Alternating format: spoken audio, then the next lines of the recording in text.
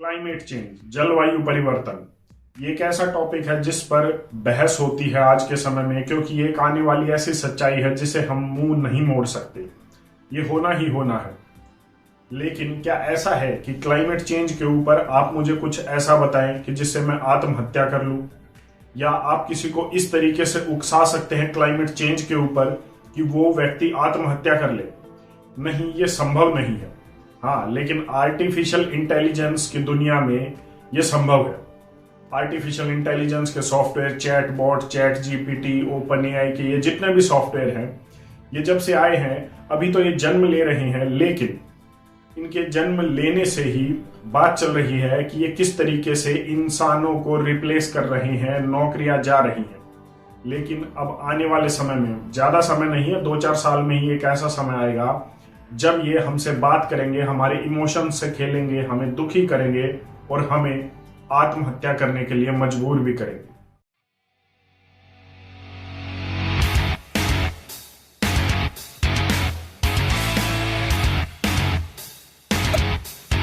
John मैकार्जी ने 1950 में 1950 में पहली बार आर्टिफिशियल इंटेलिजेंस की सोच को दुनिया के सामने रखा था। उसके बाद से आर्टिफिशियल इंटेलिजेंस लगातार बढ़ रहा है। दुनिया की बड़ी बड़ी कंपनियां अरबों खरबों रुपए आर्टिफिशियल इंटेलिजेंस के सॉफ्टवेयर को बढ़ाने में, उसे इंटेलिजेंट करने में, उसको ह्यूमन से भी ज्यादा उसको डेवलप करने में लगी हुई है। लेकिन ये कंपनियां जहां अरबों खरबों खर्च कर रही हैं, वहीं दूसरी ओर ये कितना बड़ा खतरा बनता जा रहा है। लेकिन अभी तक ये सिर्फ इतना ही सीमित है कि ये नौकरियां जा रही हैं। जिस तरीके से भारत में नोटबंदी, डिमोनेटाइजेशन नोटबंदी के लिए नहीं था, 500,000 के नोट बंद करने के लिए नहीं था, वो था डिजिटलाइजेशन को बढ़ावा देने के लिए।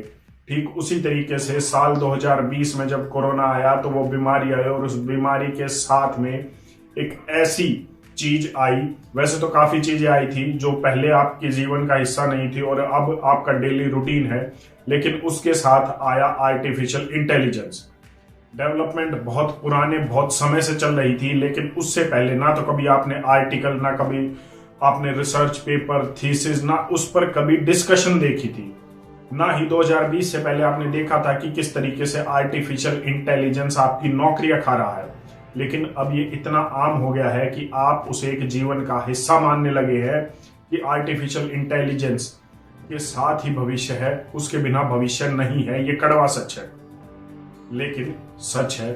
तो 2020 के बाद आपके जीवन में आर्टिफिशियल इंटेलिजेंस को प्लांट कर दिया गया।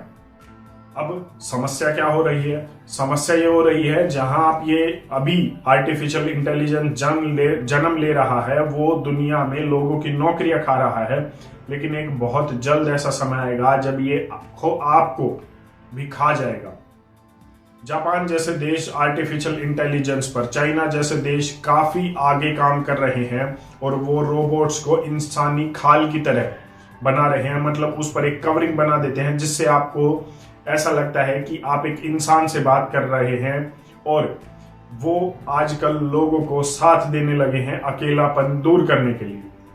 हम सभी जानते हैं कि डेवलप्ड कंट्रीज में अकेलापन एक महामारी का रूप ले चुका है जिसे अभी तक डिक्लेयर नहीं किया गया। उसी का फायदा उठाकर ये कंपनियां अब आर्टिफिशियल इंटेलिजेंस सॉफ्टवेयर के रोबोट्स को उन लोगों को बेच रही हैं, जिससे लोग अपना अकेलापन दूर कर रहे हैं। वो उनके साथ इमोशनली अटैच होते हैं, उनसे बातें करते हैं, सुख की, दुख की, और वो सभी बातें करते हैं।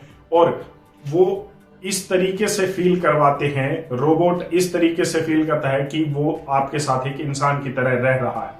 धीरे धीरे व्यक्ति भी ये मानने लग जाता है कि मेरे साथ एक मशीन नहीं, एक इंसान है। उसकी भावनाएं उसके साथ अटैच हो जाती है। लेकिन अब इसके रुझान भी आने शुरू हो गए हैं। जर्मनी में एक व्यक्ति ने सिर्फ 6 हफ्ते, मतलब 45 दिन चैट जीपीटी से बात की, आर्टिफिशियल इंटेलिजेंस के सॉफ्टवेयर से बात की, और बातों का डिस्कशन था क्लाइमेट चेंज, जलवायु परिवर्तन।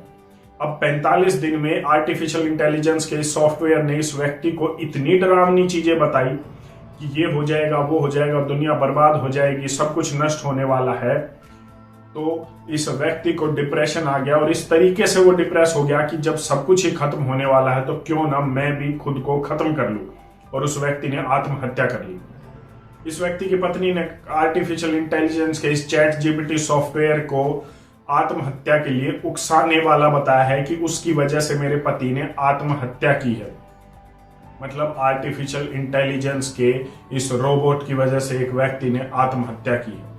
अब यहां पर कुछ बातें उभर कर आती हैं। पहली बात कि आप दोषी किसे ठहराएंगे, आर्टिफिशियल इंटेलिजेंस के रोबोट को, और अगर आपने उसको दोषी ठहरा भी दिया तो आप सजा किसको देंगे, एक मशीन को। ये आने वाली वो सच्चाई है, आने वाला वो कड़वा सच है, वो भयानक सच है जिससे हमें हमेशा के लिए तैयार रहना होगा और जिससे अभी सोचना होगा कि हम कहां जा रहे हैं।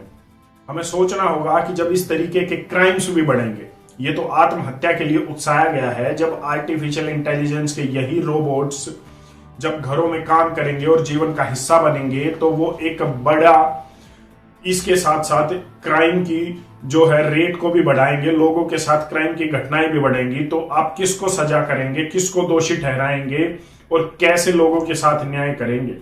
और दूसरी बात जो मैं हमेशा कहता हूं कि भविष्य की कल्पना आर्टिफिशियल इंटेलिजेंस के बिना नहीं हो सकती, लेकिन क्या इसकी कोई लिमिट तय नहीं होनी चाहिए?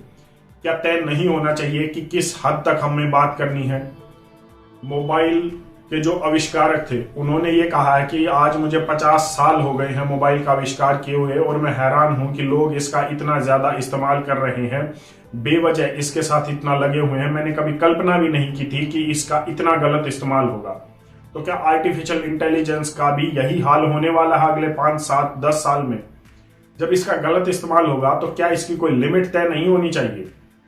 क्या आज ही हम कोई ऐसी लिमिट तय नहीं कर लेते कि जीवन में इसको कितनी अहमियत दी जाएगी और ये हमारे जीवन में कितने प्रतिशत तक इसका हिस्सा होगा? घर के काम करने के लिए ठीक है, लेकिन जहां आदमियों की नौकरी खाने की बात है, जहां आदमियों की रोजी रोटी पर बात आ जाती है, तो क्या उसकी लिमिट तय नहीं होनी चाहिए? ये कुछ सवाल है जो आपके मन में आने चाहिए और ये कुछ सवाल है जिनके जवाब हमें ढूंढने ही होंगे अगर हमें मानवता को जिंदा रखना है। आपकी इस पर अपनी क्या राय है कमेंट करके जरूर बताएं। धन्यवाद। जय हिंद।